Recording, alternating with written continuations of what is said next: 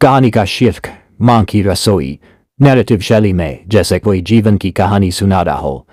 जब मैं छोटा था ना, तो हमारी रसोई सिर्फ खाना पकाने की जगह नहीं थी, वो एक मंदिर थी जहां मां हर सुबह अपनी ममता की अग्नि में प्रेम के प्रसाद पकाया करती थी। गैस की धीमी आंच पर चढ़ी दाल और मां की आंखों में चमक, दोनों में एक ही ताप होता था, त्याग और ममता का। मैं रोज स्कूल से लौटता तो थका होता, लेकिन जैसे ही रसोई से मां की आवाज आती, राहुल हाथ मुंह धो लो, खाना तैयार है, तो जैसे सारा थकान हवा हो जाता। पर एक दिन मैं बड़ा हो गया, शहर चला गया, नौकरी, करियर, लाइफ सब कुछ बनता गया, लेकिन मां से छूट गई।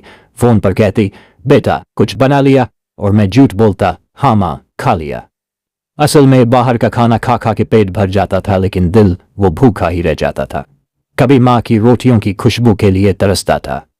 एक दिन जब अचानक मां की तबीयत बिगड़ी, तो मैं दौड़ा दौड़ा गांव पहुंचा। वो अस्पताल में थी, कमजोर लेकिन मुस्कुरा रही। मैंने उसका हाथ पकड़ा और कहा, मां कुछ चाहिए?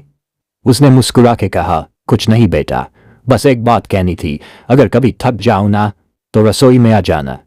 मैं नहीं रहूंगी, लेकिन वहां मेरी खुशबू रहेगी, मेरी ममता, मेरी बातें, मेरी रोटियां, सब तुम्हारे इंतजार में होगी। मैं फूट फूट कर रो पड़ा। उस दिन समझ में आया, मां की रसोई सिर्फ खाना नहीं बनाती थी, वो हर रोज मेरा भविष्य पकाती थी।